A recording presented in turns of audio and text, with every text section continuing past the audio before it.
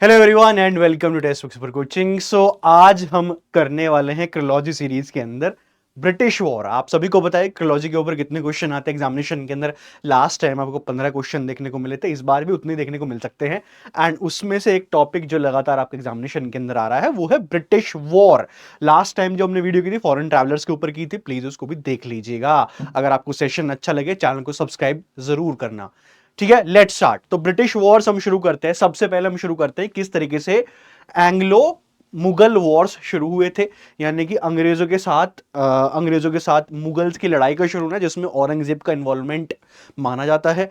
सो ये लड़ाई क्यों शुरू हुई थी आप यहां पे पढ़ने की कोशिश कीजिएगा। Why the war took place, युद्ध क्यों हुआ था। युद्ध का कारण था 1682 में जो इंग्लिश ईस्ट इंडिया कंपनी थी उसको चाहिए था फरमान कि हमें व्यापार करने का अधिकार दीजिए, हमारे ऊपर टैक्सेस मत लगाइए, जीरो कर दीजिए।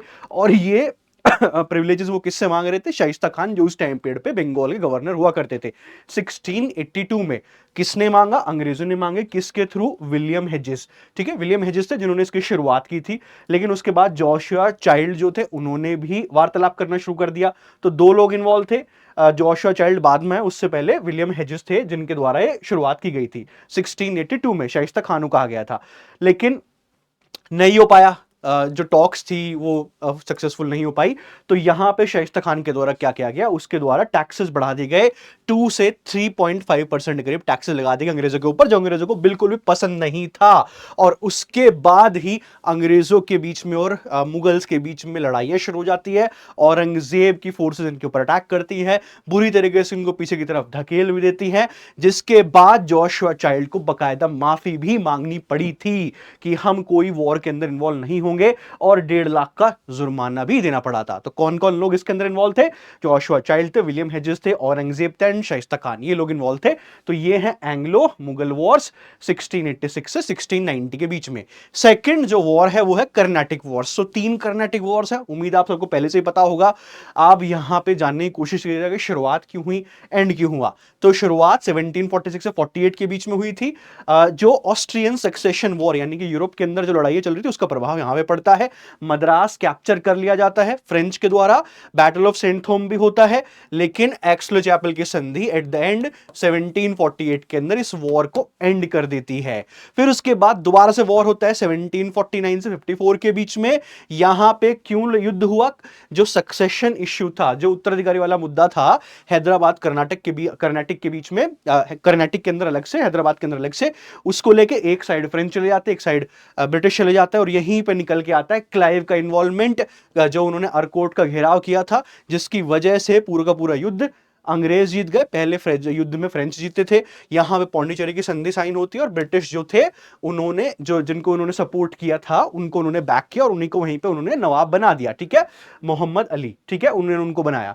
अब यहां पे थर्ड जो वॉर हुआ वो होता है 1757 से 63 के बीच में। क्यों हुआ? 7 ईयर वॉर्स यूरोप के अंदर चल रहे थे, जिसका प्रभाव यहां भी पड़ता है। बैटल ऑफ वॉन्डिवोश होता है, पेरिस की संधि, और जो फ्रेंच थे उनको फिर से हार का सामना करना पड़ा, और फ्रेंच का बोरिया बिस्तर बांध के उनको भेज दिया गया, यानी कि यहां से फ्रेंच खत्म हो गए थे।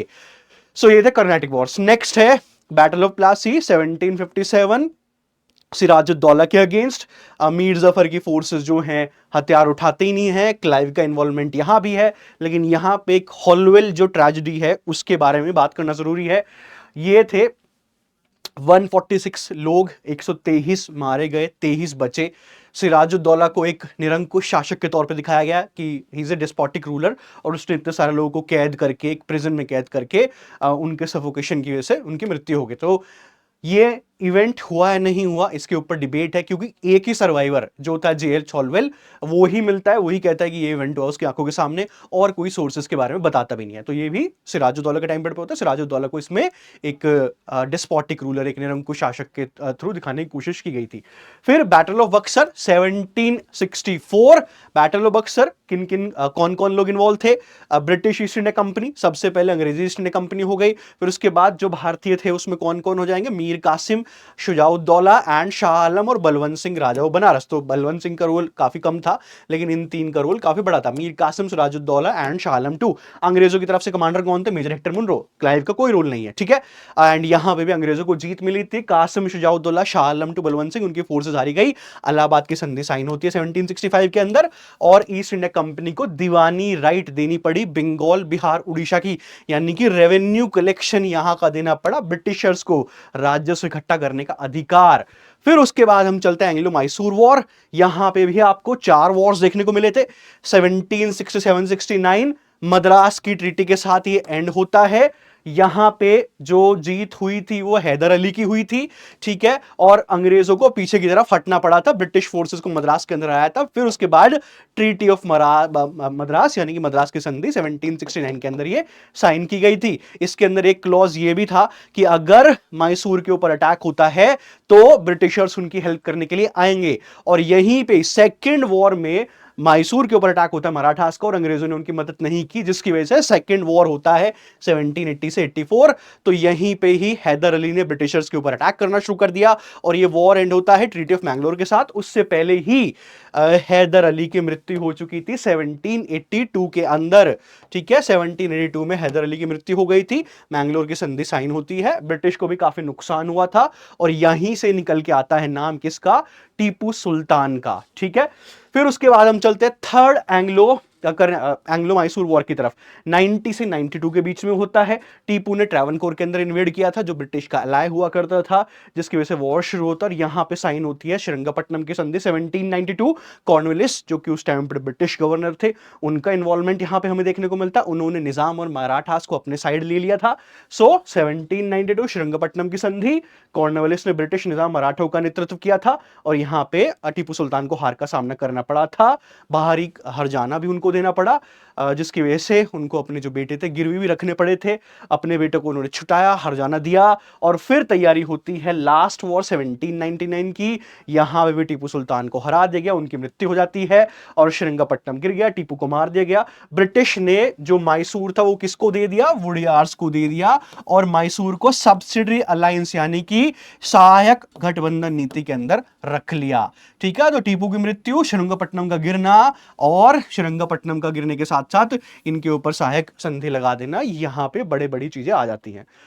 फिर कुर्ग वॉर 1834 के अंदर British East India company, kingdom of Coorg, Chikka, Veera Rajendra, उनके खिलाफ ये हुआ था। अंग्रेजों का लड़ाई 1834 के अंदर।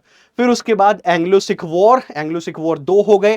पहला 1845 से 46 के बीच में, यहां पे होती है लाहौर की संधि। रणजीत सिंह की पहले डेथ हो चुकी थी 1838 के अंदर, तो उनका कोई इन्वॉल्वमेंट नहीं है वॉर में।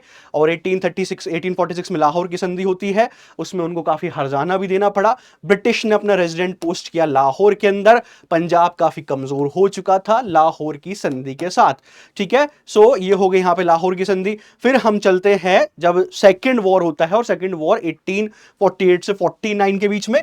लाहौर की संधि के साथ ट्रीटी ऑफ बहरावल भी आती है, क्योंकि कुछ पॉइंट्स थे जो वहां पे मिस हो गए थे, उन्होंने बहरावल की ट्रीटी के अंदर ले लिए, ठीक है। पंजाब को फुली अनेक्स कर लिया गया 1849 में। डलहौजी का इन्वॉल्वमेंट आता है, एंड कोहिनूर डायमंड किसके पास चला गया? अंग्रेजों के पास चला गया, ठीक है। तो 1849 के अंदर पंजाब का विलय हो गया, पंजाब खत्म कर दिया, अंग्रेजों के अंदर चला गया, और डलहौजी के गवर्नर जनरलशिप के अंदर यह हुआ था। फिर आता है एंग्लो बर्मीज वॉर। ये एग्जामिनेशन पर्सपेक्टिव से बहुत इंपॉर्टेंट है, कई बार एग्जामिनेशन के अंदर क्वेश्चन आ चुका है, इसको कवर करना अच्छे से। एंग्लो बर्मीज वॉर, तो 3 वॉर होते हैं, ध्यान दीजिएगा डेट 1824 से 26, 52 से 53, 85। पहला हुआ तो देखो बर्मा, प्रेजेंट डे म्यांमार, वहीं पे था, ठीक है। अब इसमें ट्रीटी ऑफ यानबो पहली संधि क्यों हुआ था? वहां पे रिसोर्सेज चाहिए थे, फ्रेंच का इन्वॉल्वमेंट हो रहा था, तो इस वजह से वॉर हुआ था। ट्रीटी ऑफ यानबो से एंड होता है ये वॉर। बर्मीज वो भी एक्सपेंशन करने की कोशिश कर रहे थे, ब्रिटिशर्स भी कर रहे थे। बर्मीज कहां पे जा रहे थे? असम, मणिपुर, अरक्कन विस्तार करते, और ब्रिटिश भारत उसके साथ ही, ब्रिटिश के साथ उनका सीमा विवाद था, ठीक है। तो यहां पे अंग्रेजों के द्वारा कैंपेन लड़ा जाता है, यानबो की संधि साइन की जाती है, और उनकी एंट्री हो जाती है कहां पे? म्यांमार के अंदर, ठीक है, और बहुत सारा हरजाना भी उन्होंने उनसे लिया, उनको हरा के। सेकंड होता है 1852 से 53 के बीच में, ठीक है, यहां से लोअर बर्मा उन्होंने पूरा अनेक्स कर लिया था ब्रिटिशर्स ने 52 से 53 के बीच में, यानी कि निचला बर्मा, जो लोअर बर्मा जिसको हम बोलते हैं, वो उन्होंने अनेक्स कर लिया था, उसके ऊपर कब्जा कर लिया था, रंगून पेगू पर कब्जा किया था। कमांडर कौन थे? लैम्बर्ट, उनके अधीनस्थ ये अभियान हुआ था।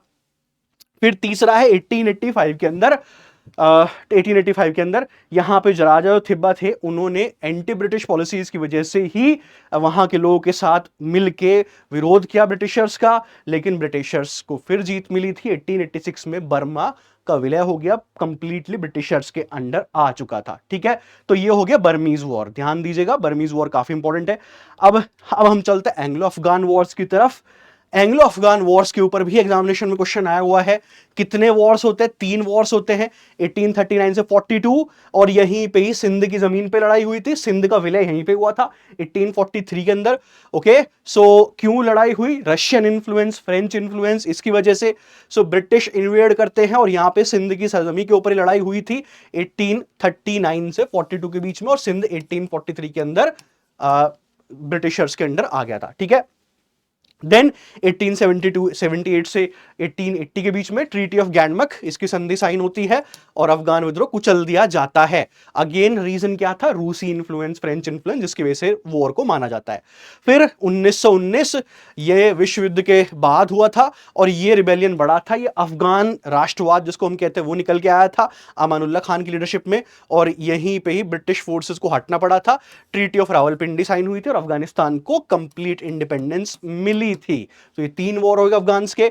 अब आते हैं हम क्वेश्चन की तरफ। तो अगर सेशन आपको अच्छा लगा हो तो प्लीज मेक श्योर चैनल को सब्सक्राइब कीजिएगा, सेशन को लाइक कीजिएगा, कमेंट करके जरूर बताइएगा सेशन आपको कैसा लगा।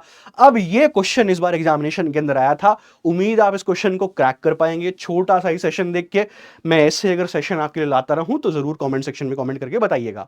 ओके, ये तो रही इस क्वेश्चन की बात। अब हम चलते हैं प्री नेट की तरफ। तो प्री नेट क्या है? जैसे आपके प्री बोर्ड होते हैं, एग्जाम से पहले एग्जाम जिससे आपकी तैयारी होती है, तो प्री नेट हम करा रहे हैं टेस्ट बुक सुपर कोचिंग के ऊपर। इसके लिए रजिस्ट्रेशन कर लीजिए। आपका एग्जामिनेशन जो है 15 तारीख में होगा, शिफ्ट 1 में 9 से 12 बजे के बीच में। सभी के सभी लोग रजिस्टर कर लीजिए, या कमेंट सेक्शन में लिंक दिया हुआ है। रजिस्ट्रेशन बिल्कुल फ्री है। एग्जाम होगा, उसके बाद आपको आंसर कीज मिलेगी, फिर आपको कट ऑफ पता चलेगी। तो ये पूरा प्रोसेस रहेगा, तो फटाफट से रजिस्टर कीजिएगा और एग्जाम दीजिएगा और तैयारी का जायजा लीजिएगा। चलिए, thank you very much, take care, good bye, मिलते हैं नेक्स्ट सेशन के अंदर।